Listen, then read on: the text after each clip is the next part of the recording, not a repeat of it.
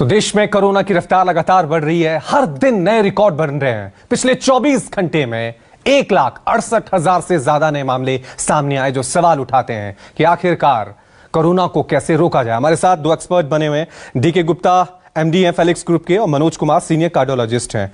गुप्ता साहब, सबसे पहले मैं आपका ही रुख करूंगा।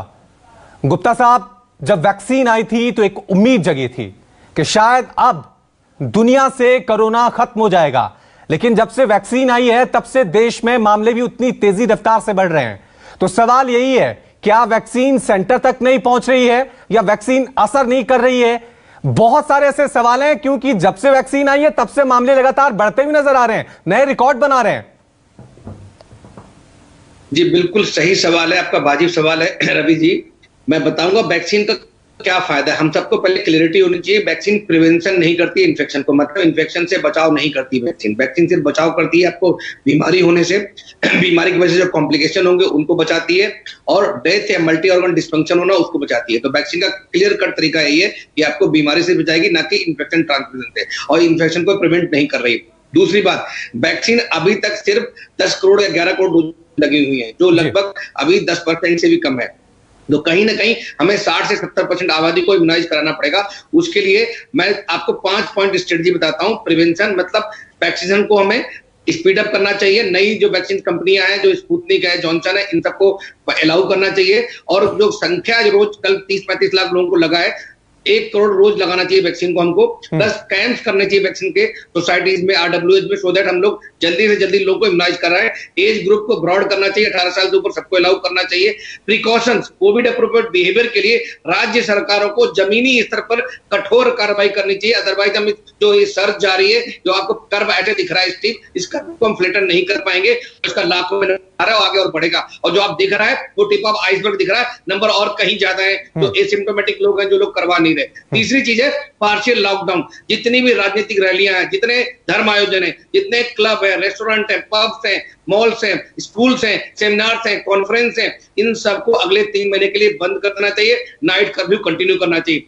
और चौथी और पांचवी बात में अर्ली डायग्नोसिस और अर्ली ट्रीटमेंट, मींस टेस्टिंग को हम बढ़ाएं, ट्रेसिंग को बढ़ाएं, आइसोलेट करें इन लोगों को, और ट्रीटमेंट दे अर्ली। और ट्रीटमेंट में इंपॉर्टेंट बात क्या, एक पैनिक क्रिएट हो गया है कि बेड नहीं है, इंफ्रास्ट्रक्चर नहीं है, तो एक हमें क्या चाहिए। ठीक है गुप्ता साहब, मैं थोड़ा सा मनोज जी से भी जान लूं।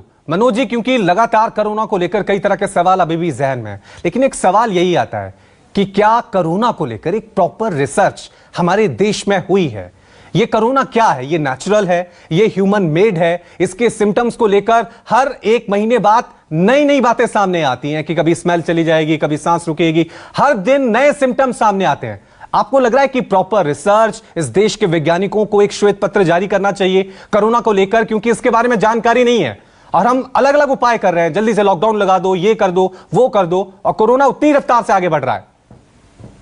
जी, मैं आपकी बात से बिल्कुल सहमत हूं कि बहुत सारी चीजें जो हैं वो रैपिडली चेंज हो रही है, या हम कहें इस तरह से कि कोरोना का साइंस इवॉल्व हो रहा है।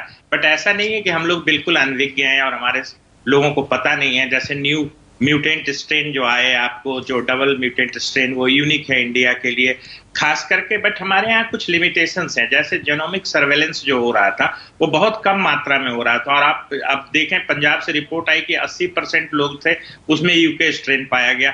तो जब तक हम जेनोमिक काउंसलिंग ठीक से नहीं करें, ये कंसोर्टियम जो सेंट्रल गवर्नमेंट ने दिसंबर में बनाया है 10 लैबोरेटरीज को लेके, उसमें सैंपल्स को ज्यादा भेजा जाए।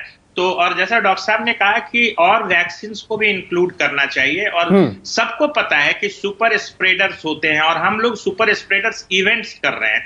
यहाँ पे कहीं पे धार्मिक आयोजन हो रहा है, कुंभ स्नान हो रहा है, चाहे मंदिर, गिरजाघर, ईदगाह, कहीं भी अगर भीड़ होती है तो वो सुपर स्प्रेडर इवेंट्स है। उसको अगर नहीं रोका गया, इवन चुनावी रैलियां जिस तरीके से बेधड़क हो रही हैं, वो भी एक सुपर स्प्रेडर इवेंट है। तो आप सुपर स्प्रेडर हर चीज को, एक आदमी के बिहेवियर एबनॉर्मलिटी को या बिहेवियर प्रॉब्लम की, कोविड इनएप्रोप्रिएट बिहेवियर कर रहा है, आप लोग एक पूरा एक आयोजन कर रहे हैं जहां आप कोविड इनएप्रोप्रिएट बिहेवियर को बढ़ावा देते हैं।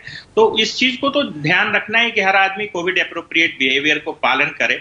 साथ साथ में जो रिसर्च की जरूरत है, अब मैं आपसे बिल्कुल सहमत हूं कि बहुत सारी चीजें जो है हमें पता नहीं है, बट ये निश्चित तौर पे पता है कि जो नया वेव आया है उसकी ट्रांसमिसिबिलिटी 70-80% ज्यादा। आपने देखा होगा कि पिछले हफ्ते में जो केस हुए हैं वो पुराने उससे पिछले हफ्ते से 70% ज्यादा है। तो इतनी तेज रफ्तार से बढ़ रहा है। इसको अगर आप एपिडेमियोलॉजिकल और जो मैथमेटिकल कैलकुलेशंस करेंगे तो उसमें बहुत सारे आप एजम्पशंस लेते हैं, बट ये पक्का है कि हम, और ये जो इवेंट्स जो होता है सुपर स्प्रेडर इवेंट्स, इसके रिजल्ट्स आपको पब्लिक डेटा में आते हैं 4 हफ्ते। ठीक है, ये अपने आप में हमारे दोनों एक्सपर्ट साफ तौर से यही कह रहे हैं कि एक तरफ रैलियां हो रही हैं, एक तरफ धार्मिक आयोजन हो रहे हैं और दूसरी तरफ लॉकडाउन की बात की जा रही है, संपूर्ण लॉकडाउन की बात की जा रही है। ये दोहरे मापदंड क्यों?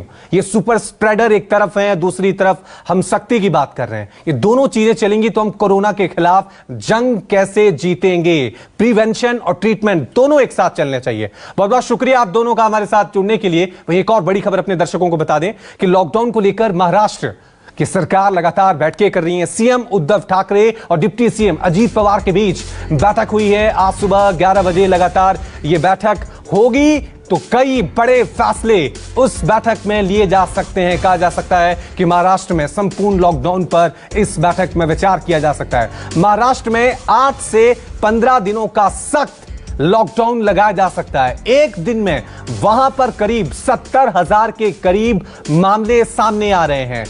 लगातार कई उपाय वहां पर किए जा चुके हैं, लेकिन कोरोना की रफ्तार वहां पर कम होने का नाम नहीं ले रही है। इस खबर पे और ज्यादा अपडेट के लिए सीधा रुख करते हैं हमारे संवाददाता इंद्रजीत का। इंद्रजीत, लगातार तमाम उपाय जो महाराष्ट्र सरकार उठा सकती थी वो उठाए हैं। अब सवाल यही, क्या संपूर्ण लॉकडाउन आखिरी रास्ता, ये जो बैठक होगी आज, उसमें ये बड़ा ऐलान हो सकता है?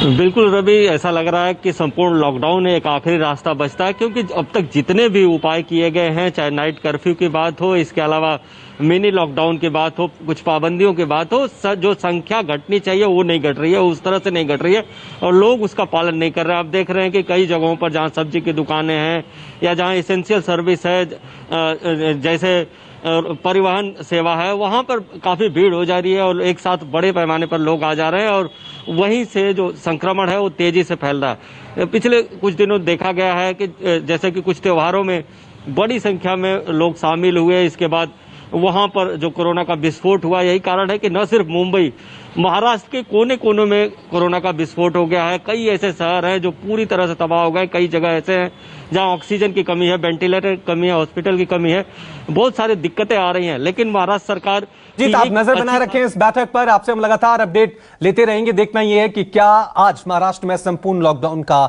ऐलान हो जाएगा। यहां रुक रहे हैं एक छोटे से ब्रेक के लिए, देखते रहिए न्यूज़ 24।